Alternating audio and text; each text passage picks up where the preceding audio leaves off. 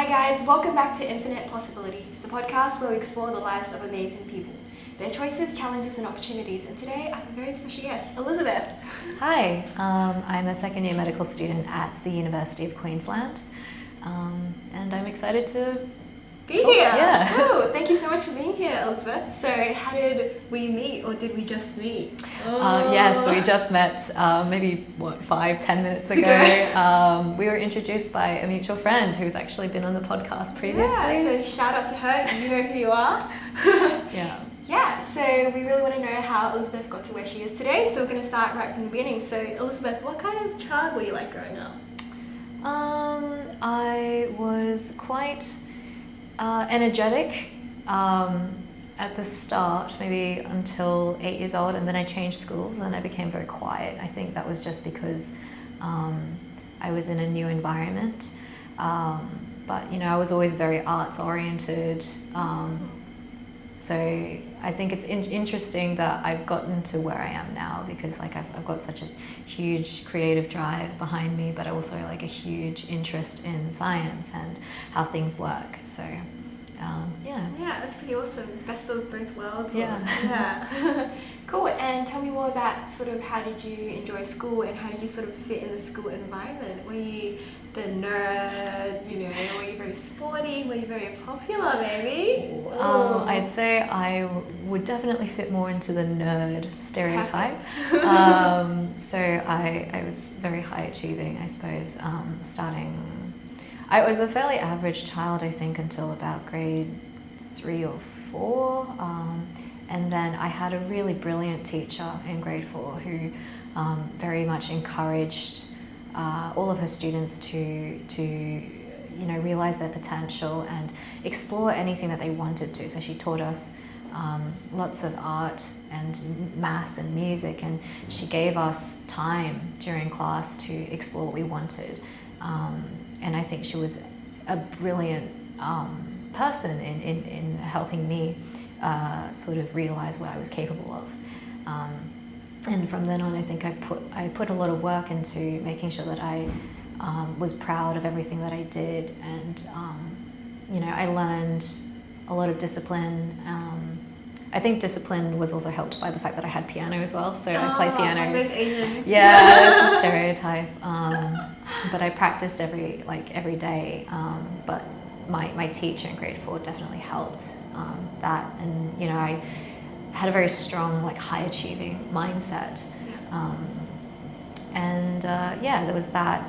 Alongside that, I was also very musically oriented. So obviously, because of piano, I had a really strong interest in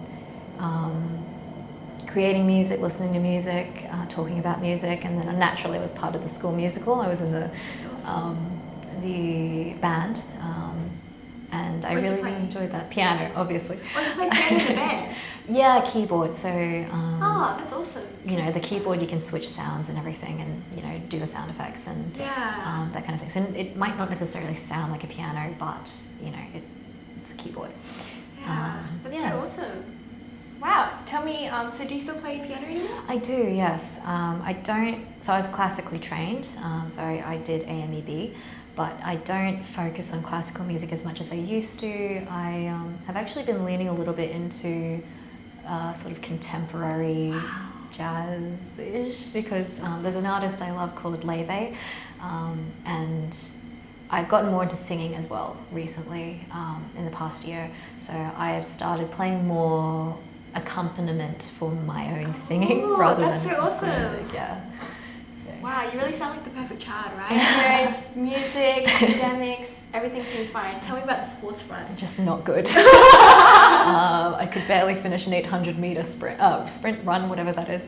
Yeah. Yeah, definitely something I'm lacking there. Yeah, so were you sort of like a very obedient child growing up, huh? I would definitely say yes, obedient, goody two-shoes. Yeah, that's, teacher's pet kind of vibe. Yeah, I gotta say, that's probably right.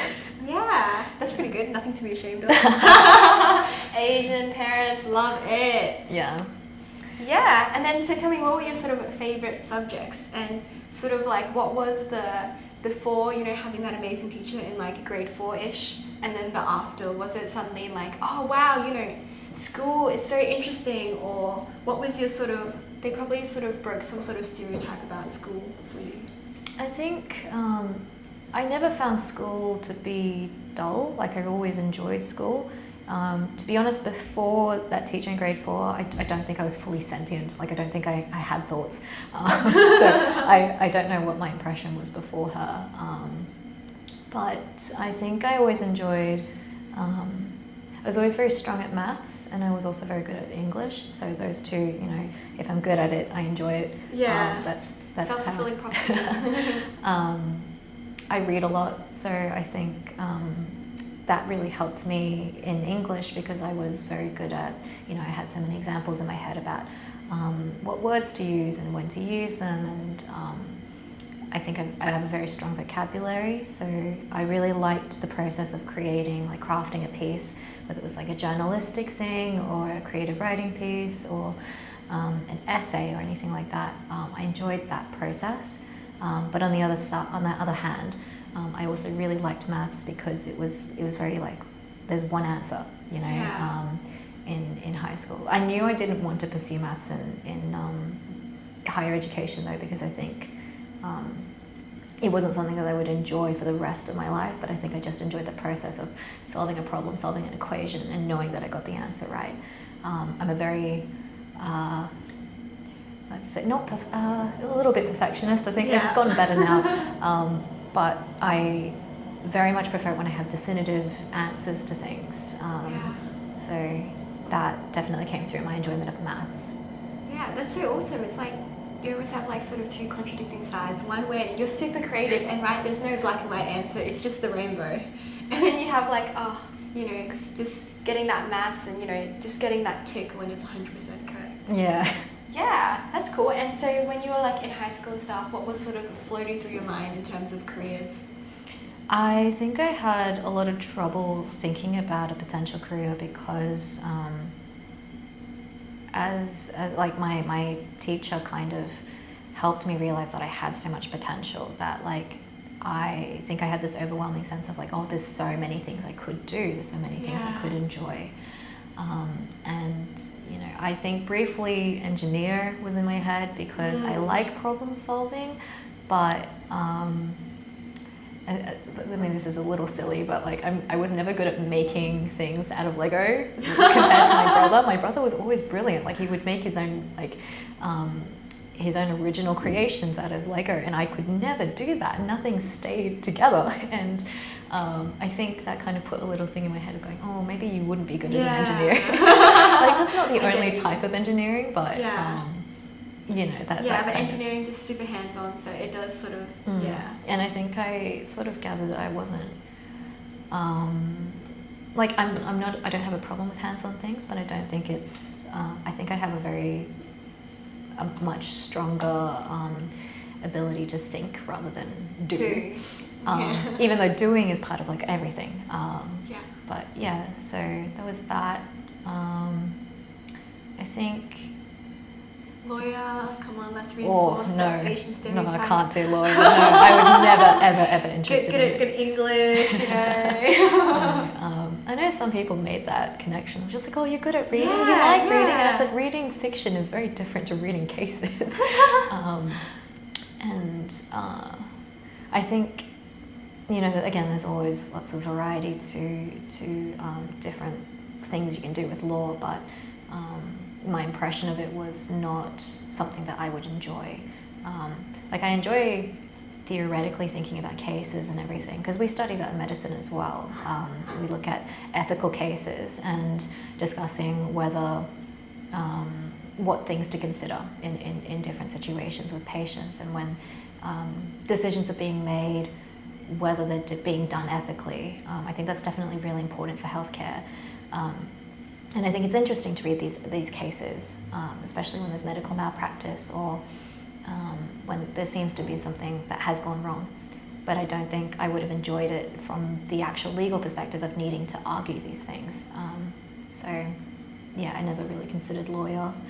I remember my teachers, the ones who knew I could play piano, they did sort of expect me to go to the conservatorium, but I never considered that either, because while I enjoy it, and I think like I have a good degree of performance, I didn't think I was good enough to pursue it as a career because, you know, super competitive. Very, very competitive, very intense, and I didn't really think that that was something I wanted to do for the rest of my life. It's just something that I enjoy.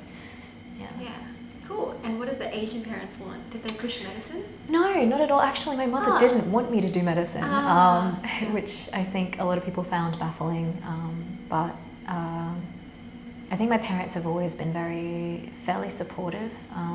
As long as I did my best with anything that I did, they were quite happy. Oh, that's not Asian at all. Well, I think, yeah, I feel lucky in that regard that I didn't feel any parental pressure. But I definitely put that pressure on myself.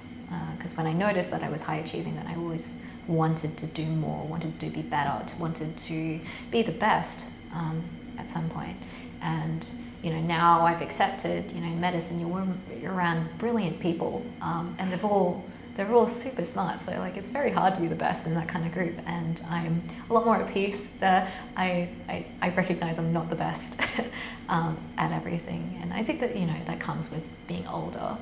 I just had You're not that old. but I had a very, very large ego as a child, so Wow. I think that's definitely a good thing that I've grown. Yeah. Yeah. Awesome. So pretty much you sort of did a process of elimination, right? You're not going to be a musician, not going to be an engineer, and then no parental pressure, and then medicine just seemed a combination of what you sort of liked. Yeah, medicine, I think it's a good example of a career where you are problem solving. So, you know, I've always enjoyed that. And I always like challenging myself to find new things that I could, you know, sort of pick apart and figure out why things worked the way they did. And I actually didn't take biology in high school, but I didn't think that would be a problem because, you know, you eventually will learn what you need. And I was sure, like at university, they would catch us up, and they did. So, you know, that wasn't a problem. But yeah, I think medicine was a good sort of direction for me to push myself in, because it is something that's very challenging. We're learning new things all the time. You know, there's still things about the human body that we don't understand. And I think a really big thing is also just you can make a difference to making people feel better when they're ill, you know, and that people are in a very vulnerable position when they see you as a healthcare worker. And you know, it's problem solving, but it's also connecting with people, and that's something that, you know, can make a really big difference to your life. Yeah, that's cool. Nice. Also, no, it's really hard to get into medicine, so you were a pretty smart kid to get the provisional entry. So tell me more about studying, and tell me more, do you think you're sort of the naturally probably, you know, quite gifted in studying, or were you one of those people that work super hard, or is there any study tips to, you know, future doctors? Well, I've got to start off with, I don't think I am the epitome of study, so I don't know if you should be taking tips from me. Take it with a grain of salt. But I think one thing that my parents have always told me, I have a very strong memory, so that definitely helped. So I do work hard. I've had my fair share of late nights, potentially more because I was a little last minute than needing to work really hard. But you know, I do put in the time and the study. But I think certainly, like, I have a really good way of remembering things and retaining them, and like sort of connecting concepts together when I've learned a new one. So if I remember something that I learned 2 years ago that was related, it's very easy for me to sort of link them together again, and that can help sort of create like a better picture in my head. And I think that definitely helps with me learning new things. I had a very weird hobby, I guess, when it came with reading, was that I would pick up on the Latin and Greek roots of words. Oh, that's so awesome. And that's really useful in medicine because a lot of things in medicine are named after Latin and Greek roots. And so if you can sort of just pull it apart a little bit, you can figure out what a word means just by knowing the roots. So I think what's a good one? So like hypo meaning low. I don't know if anyone watches Chubby Emu, but that's he's a doctor who presents cases on YouTube, but that's one of his favorite ones that he pulls out. And I love that as an example of like, you know, telling people how to pull apart a word and figure out what it means. And that's a really important skill in medicine, and I think in a lot of other you know, careers where they try to trip you up with difficult words. It's very good to know the where those words come from, and yeah, that's one cool. that I like. Yeah, because that really deepens your understanding if you understand what the word actually means behind all the fancy letters and. For sure. And I think there's a lot of words where like they've got really interesting origins, so it's like it's a fun topic to bring up. Yeah, it's like cool party. Very, very nerdy, but I think it's fun to discuss. Yeah. Yeah, and how did you sort of decide that one day, you know, you're reading a book and you wanted to pull apart the roots? Like, it just happened. I think I have pattern recognition was a big thing for me. Yeah.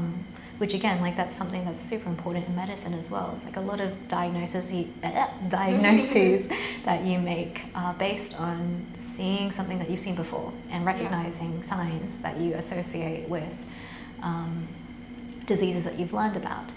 And so I suppose like I had that from a really young age, that, you know, I would see patterns in words and I go, oh, I wonder whether these words are related. And if I look them up, I was like, oh yeah, they come from the same root. And that really helps in remembering more words as well.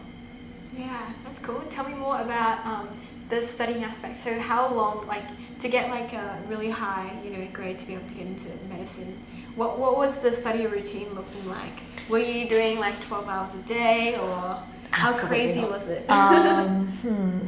It's been a while now since high school, so Yeah. I can't fully remember. I know I was under a lot of stress in grade 12 because I was expecting myself to do well. So like I had high expectations for myself. Yeah. Definitely had a few late nights. I don't think it's a good thing because I was perfectionist to a point where, you know, I felt like I hadn't done enough unless I'd stayed up the whole night to finish an assignment. Yeah. Like combing through it, trying to make sure that the formatting was right, trying to make sure that I didn't have spelling errors or anything like that. And it just, I think I felt very burned out, honestly, in grade 12. I got the results I needed, but it definitely came at the expense of like mental health and just sleep, tiredness. You know, that wasn't a good time. So yeah, while I did well, I don't think it's something to aspire to, because I think you certainly can do as well as I did without doing that to yourself. Because honestly, I think, you know, a lot of the times these projects that I did, like I was staying up until 6 a.m. to like finish this formatting. It's such like it's diminishing returns at that point where, you know, do you really need to, you know, move that image like a millimeter across to fix something? But yeah, no, I don't think I spent like set blocks of time to study, but maybe that was the problem, because I think if I do that, I'm more likely to do that now. Like again, I still don't have like a super structured study day, but I'm more likely to sort of go, okay, between, you know, 2 and 4 p.m. I will try and focus on it's your deep work time, huh? Yeah, like I would put my phone away and no one can reach Elizabeth till 4 p.m. some days, and try and focus on what I need to do. Whereas like in high school, I just flowed. And I watched a lot of TV shows. Like I had the problem with the reward thing. I would do the reward first and then do my study. But yeah, trying to shift that and have, you know, respect your time, honestly, I think is a little bit, it's better for your mental health. You end up with more focused study. Like you don't have music going on and a TV show in the background, and like it's not as good for like retention and like feeling like you've done something than if you have a deeper sort of intense study session, I guess. Yeah, that's cool. We will go back later into talking about how you study now and how you balance all your commitments, but before that, I want to talk more about how you got into fashion and makeup and TikTok and that self-esteem is skyrocketing. Yeah. Right. Okay. Well, I think it's a period between 2019 and 2020. So in 2019, I actually went on exchange to London, semester 2 study. It was right before COVID, which was really lucky. I feel incredibly lucky that I was able to have that experience. But I think London has a much better fashion scene than Brisbane, I gotta say. But I really enjoyed my time there, and I don't think I fully understood how much, because I focused more on the study and the cultural experiences that I had in London. I really loved the musical theatre in London. I think when I came back home for 2020 and then COVID happened and then we were locked down and staying inside for so long, I think I realised, there was a huge impact of seeing the different ways that people dressed in London, and then I would think about how I dressed, and because I became a lot more chronically online in 2020, given that there was nothing else to do. Study? Who needs to study? I'll be on my phone. I started pulling apart what I liked and what I didn't like on other people and what I had in my wardrobe, and it was just a way to occupy my time, really, because we were stuck at home. Then I got Depop, and I started buying clothes. My mom was a little concerned. She's like, "Why is there a new parcel for you every week?" And I'm like, "Dad, I am reorganizing my aesthetic," because I think that year was the first time I started buying clothes for myself properly. Because I'd buy the odd item here and there, but the majority of my wardrobe was actually been curated by my mother, who that's right. bless her, doesn't really have the best fashion sense. She dresses for the world, but not in the way I would like. So that was when I started buying more skirts that I liked, identifying what cuts I preferred, sort of looking at my body and what flattered me, what didn't flatter me, and it took a while, but I felt like I was starting to gain more self-confidence when I was dressing the way that I wanted to, and I was presenting myself the way I wanted to. And I think one thing that I realized through that whole process is getting ready for the day really makes me feel more in control and more able to tackle what I want to do. So even makeup is part of that.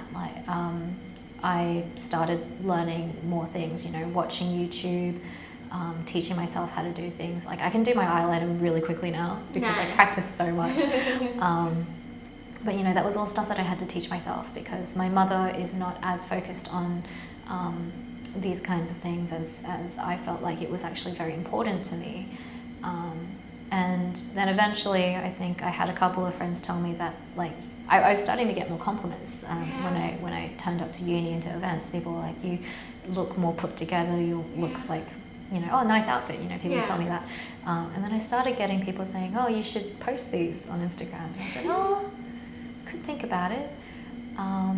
And I started thinking, well, maybe it is a good idea, especially because I actually started my Instagram in late 2021, I think. Not bad. And it was actually because I was going through a really rough mental patch.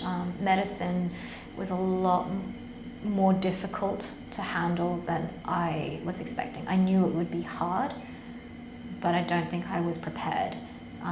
And I had a really rough time trying to balance study, feeling adequate in that I was actually doing well as a student.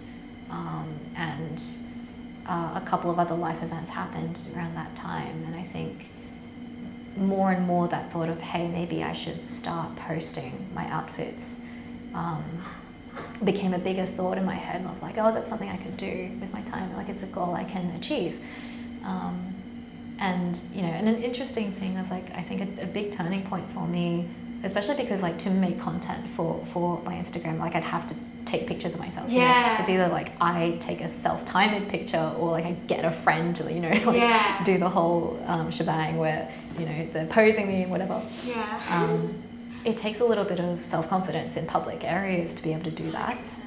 And what happened was I was in a public space and I was crying, crying quite intensely, let's say.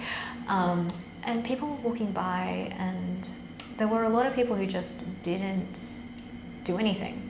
And, you know, eventually someone stopped to talk to me, but I think realizing that I could sit there for 15, 20 minutes crying, no one's going to do anything about it, then they wouldn't care if I was posing. Yeah. So, you know, that was a huge thing to me. I was just like, okay, if they don't care about that, then they obviously won't care about it if I'm, you know, just trying to take a few pictures. And after that, I was very comfortable with sort of just propping my phone up and, you know, just posing. Like, it feels a little silly, but I was just like, you know, at the end of the day, these strangers might just go, oh, okay, that was a girl taking pictures of herself, whatever, and they'll move on with their day. And so I think that also was a huge thing for my self-confidence, was just like, okay, like, I can do what I want, and it won't affect other people, and they won't care. And so much freedom in that. It really is, yeah. So that's really helped. And then I enjoy the creative process of, you know, coming up with ideas of like where to take photos, what should the photo look like, where is the light coming from. And then I sort of moved into TikToks because videography is slightly different. You know, you have to think about how movement is incorporated into the things you're creating. So, you know, like a typical thing, I really like making transitions. It's just really fun because, you know, you're sort of like, oh, you know, the shots meld together because of a continual action. And I really enjoyed seeing that work. And it's just like, you know, that creative process of, okay, if I change angles here and like, oh, do I need to do anything about the light? Like, I'm still a novice with light. Light is terrifying. But it's really fun to learn, and I think it's a really great hobby that I've been able to pour a lot of energy into, especially because I have a huge creative side to me that, you know, I am not as able to explore with my study, as much as, like, you know, there's a lot of cultural things that medicine helps with, like, we've got the UQMS Med Review, shameless plug. I really love being part of it. The Med Review is basically like a sort of comedy musical sort of deal. It's cast, directed, you know, the band, all med students, and we come together and create this like thing that can entertain people. It's usually medicine themed, but it's so fun because you can see how creative everyone in medicine can be. And, you know, it's a great release of creative energy. I think a lot of us are creative. So yeah, that's amazing, right? And that sort of breaks the stereotype, right? Yeah. Yeah, you know, not all med students are nerdy and in their books all day. You can be nerdy, but it doesn't mean you're not good at art. Of course, yeah. So. Yeah, wow. So everyone wants to know what's your Insta handle, your TikTok handle. Plug away. Okay, so my fashion account is Liz Looks Like. Just for one word. I actually do have a medicine-focused Instagram. Oh, please! Which is _Elizabeth_effect. Nice. I don't post on that one as much because I feel like the things I want to post on there are a little bit more self-reflective and a lot more lengthy. So... third account? I don't know. Elizabeth_thoughts.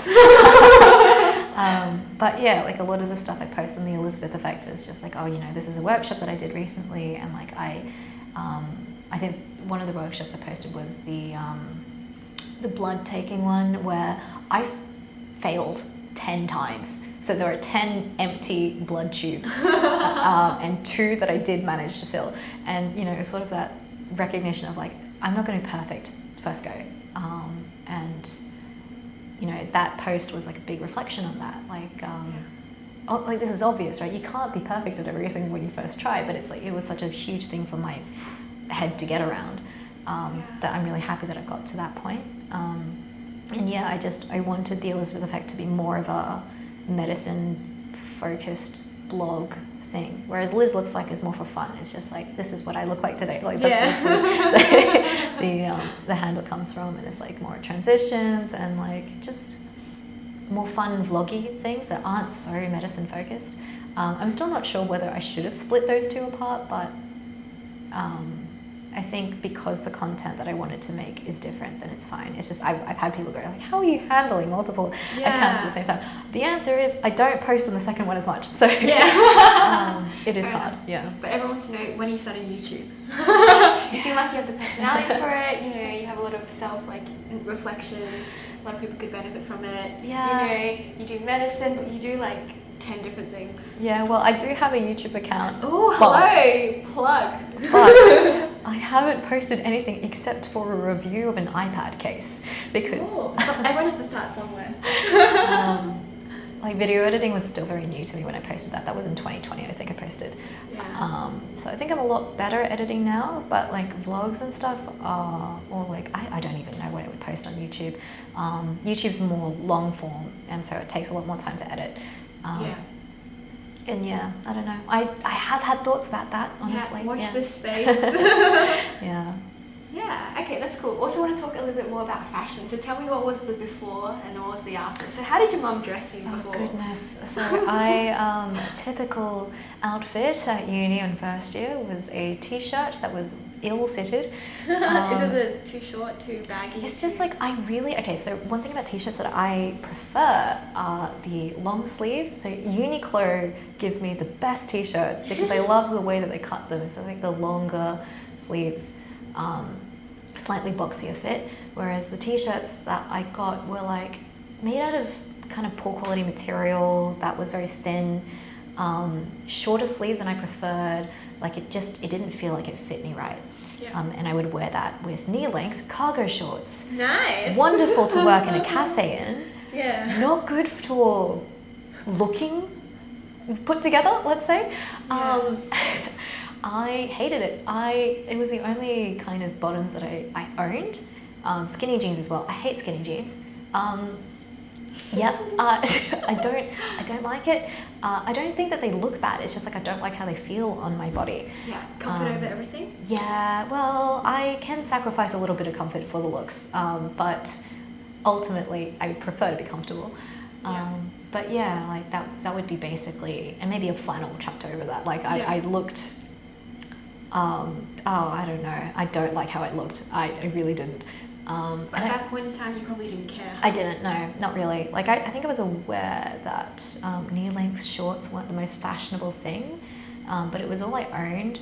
And I think during first year I realized, like, you know, because I spent most of my time in uniform, I hadn't been able to develop a sense of what I liked, because I, spent 5 days a week at school, and then I would work on the weekends at a family business with a uniform, and so I never really had the opportunity to pick an outfit for myself. And I think that was probably why I started getting more into thinking about it later on at uni.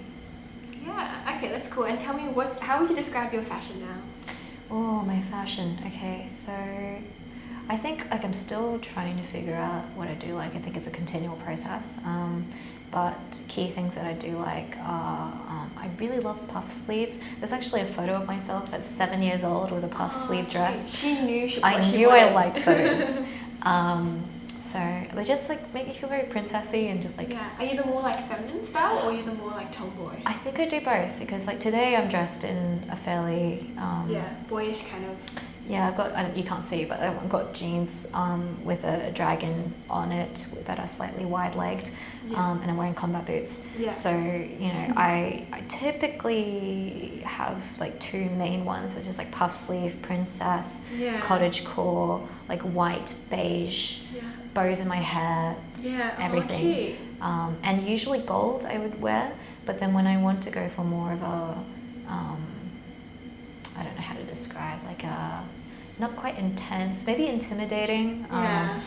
I would typically wear silver jewelry. I have a lot of chains. I could have like a, what are they called? The ear cuffs. I could have an ear cuff. I could have a waist chain, more like darker palette sort of thing. And I would also change my makeup. Like I would have stronger eyeliner, darker lipstick. And yeah, those are two main aesthetics I go for. I also like blazers, so there's a very typical looking blazer in my wardrobe. I don't have much variety in the silhouette of blazer. It's very like good lapels, structured shoulders, and it's a little sort of long line, because if it cuts off too high on my hips, then it feels like I look like I'm wearing a corporate blazer, and I don't want to look like that. I want to look more casual with my blazers. And I like sort of that, it's very impractical, because as soon as you like try to carry a bag, the blazer falls off, but like just hooking the blazer over your shoulders. Yeah. I like how that looks. So, you know, I like that, taking photos of myself with that, and then immediately afterwards putting my blazer on, because you know, it's not practical. But yeah, I think that's a fairly good summary of my fashion so far.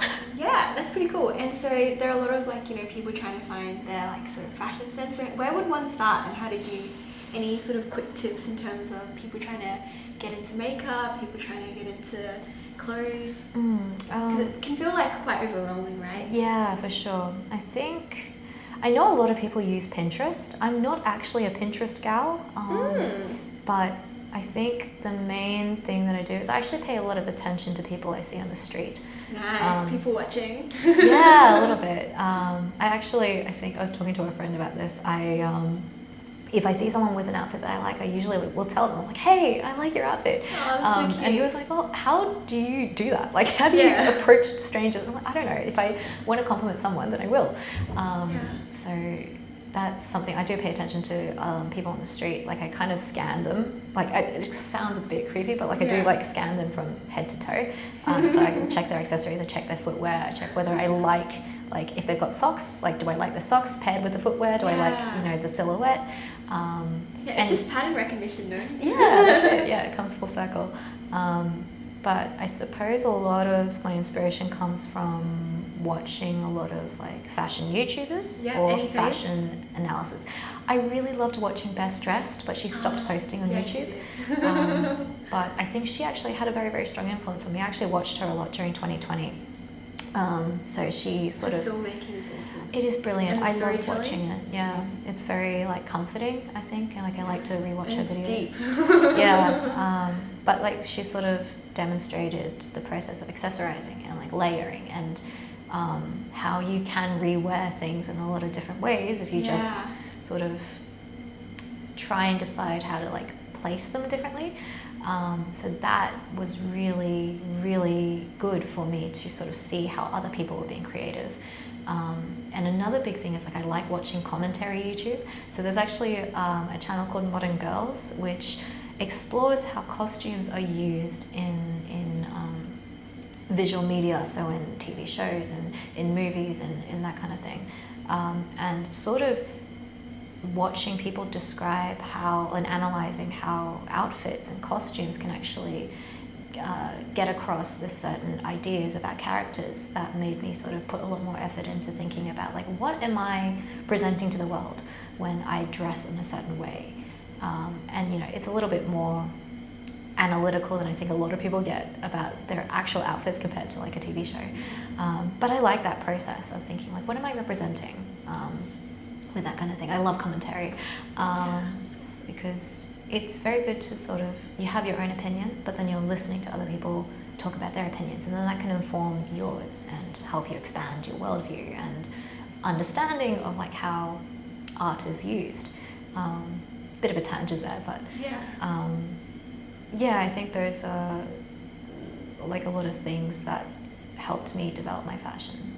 Yeah, that's awesome. Tell me more about putting that like first dress on, or like when you sort of, you know, tried something new and everyone's like, whoa, you know, like was it quite like, how did it feel to sort of, you know, change out those, you know, knee cropped shorts and then put something on different?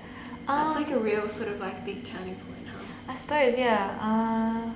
How did it feel? I think... Were you really like nervous? Like, you know, everyone knows me as this is what I wear, and now I'm gonna spice things up. Funnily, no, I don't think I did feel nervous at all. I think because it was a very sort of slow-ish change, and then it also, a lot of it happened over COVID, so then no one saw me for a whole year, so I guess they just forgot what I looked like, and then I came in and was brilliant, reinvented. Yeah, that's awesome. But I think like it was nice to start seeing that people were noticing that I'd made changes. A lot of them were my closer friends who like I would be updating them, you know, I'd be like at home and be like, hey guys, what do you think about this outfit? You know, I think I do also consult my friends a lot. That's so cute. Because like sometimes I like am unsure about a decision I've made. I'm like, which one fits better? I don't know. But it's like, it's very validating, I guess, that, oh, you've made a good choice when some other people tell you that your outfit looks good. And of course, you know, don't ever seek entire validation from other people, but it's always nice. Creatures. It's always nice to get that feedback. And obviously, like, if I'm already happy with my outfit, you know, that's the biggest thing. But yeah, I don't think there was a huge change from how other people saw me, because the gap. Yeah. Sounds so awesome. It's like you reinvented yourself during COVID. Yeah, it was a period of self-discovery. Yeah. Yeah, cool. And also, COVID was like a really hard time for a lot of people, like mental health wise. And just wondering, you know, you study a lot, and then you also have so many other interests, and burnout, perfectionism, and sort of like, how does one, you know, how do you cope? And maybe what are sort of some tips and strategies for people? I think one of the biggest things for me, coping-wise, is actually using art.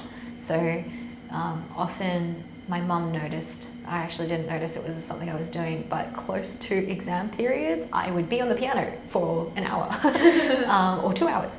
And it was just sort of a way to stress relieve, because, you know, it's cathartic, especially if I'm playing like a really difficult piece that's, you know, smash the piano. Sorry, I hit the mic, sorry. But like, you know, you're hitting the piano with like a lot of force, and it's just, you know, you're getting this tense energy out of you, because, you know, it's stressful studying for exams and sort of looking at all the content. It can be really overwhelming, and medicine especially, you know, they hit you with so much stuff that sometimes it's hard to know, where do I start? And then what if I miss something? And sometimes, you know, you just have to stop your brain going in that. It can be like a bit of a destructive spiral. So then, you know, I always found it really useful to sort of, hey, I need to take a break. I just go downstairs, I just play piano for a bit. And just, you know, I also felt sometimes guilty that I wasn't spending time studying, but, you know, just respecting that you can't spend your entire day working. That's impossible. You'll burn out so quickly.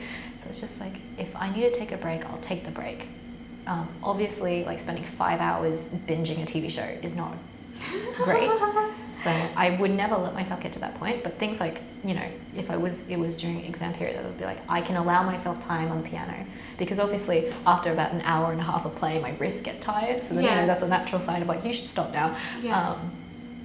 But I think that was really, really good. So having some kind of way to stress relieve, like, especially if you're a creative person, is really important.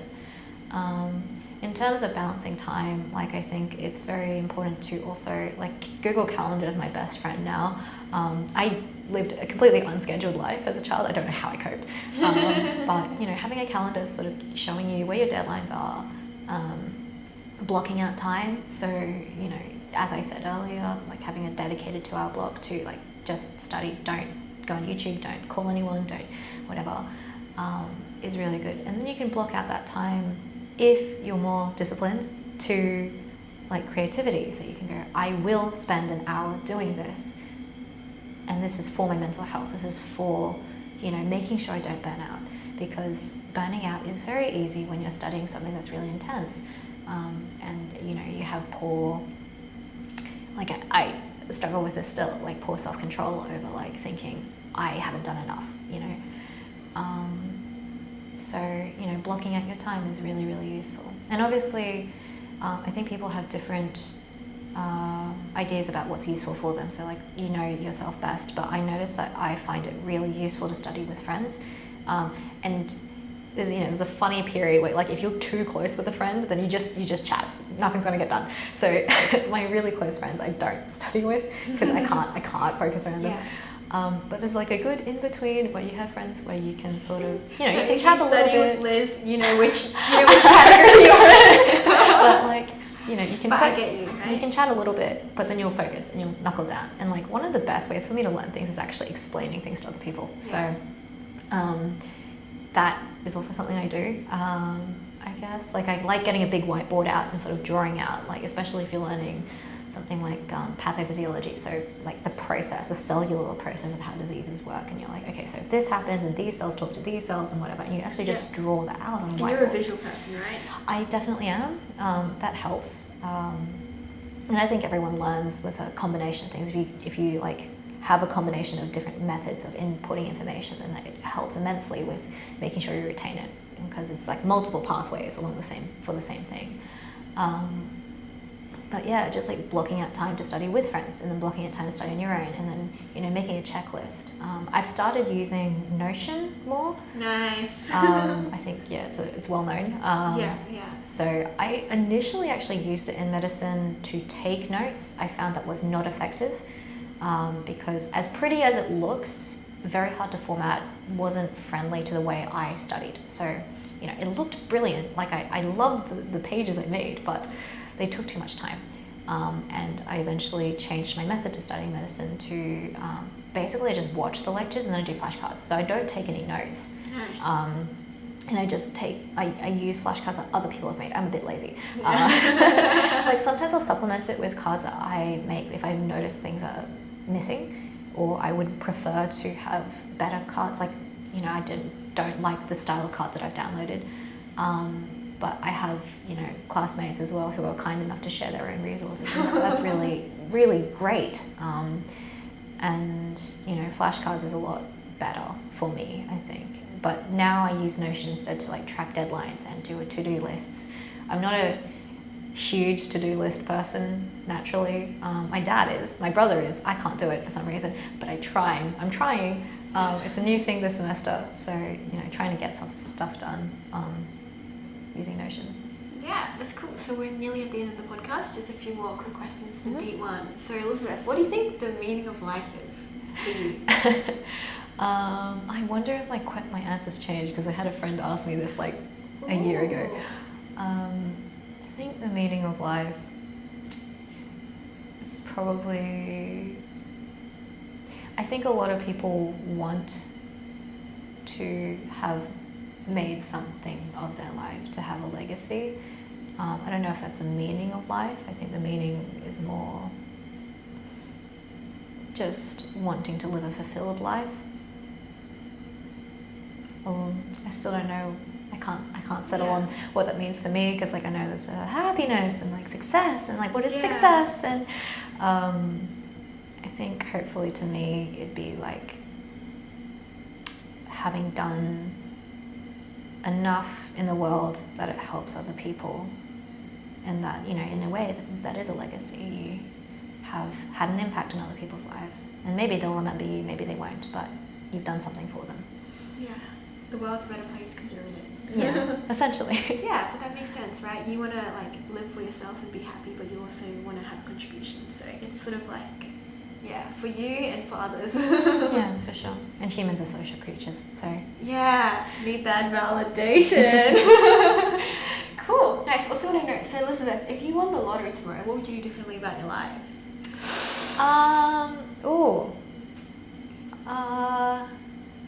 Honestly, the first thing that comes to mind is the fact that when you win the lottery, I watched a podcast about this, how often your life is ruined when you when you win the lottery. So I'm scared. Yeah, just give me the money. Get a financial advisor. I don't know. Learn more about investing. Don't donate some of it. I don't know. Yeah, it seems like just a lot of pressure for you, huh? Yeah. So don't win the lottery. Thanks. Cool. And so what's your ideal day in the life? It can be sort of study related or non-study related. I think ideally I have enough energy for all of the activities of my day. Sometimes I have really long days. Sometimes I look at what I've done in the day and I'm I don't understand how I made it through, because it's an 8 a.m. to 9 p.m. day and I've done something the entire time. I don't know how I've done it. Ideally, during term or holiday, I don't know. Choose. We can do a term one, we can do a holiday one. Term one. If I'm in class time, ideally I would have done study. That was a very forced answer. But okay, what I would prefer to be doing would be playing piano, working on my singing, I want to sit in a coffee shop and watch people. So during term, like if it's a relaxed time, like it's not assessment time, like I'd probably go to a cafe and try and study there. I only recently started drinking coffee, it's crazy. Okay, I'm not big on coffee. But like I like the idea of people watching and you know, studying, and then you know, maybe you're using study as an excuse to sit in the cafe and actually you're just people watching. I love eating pastries, so maybe eat a pastry and then take some pictures of myself, of the sunset, of people, and then go home. I don't know. Sounds good. Karaoke maybe, if I have friends around. Yeah, that's awesome. So we're pretty much at the end. Do you want to say bye? All right. See you. Bye. Thank you for having me on. Thank you.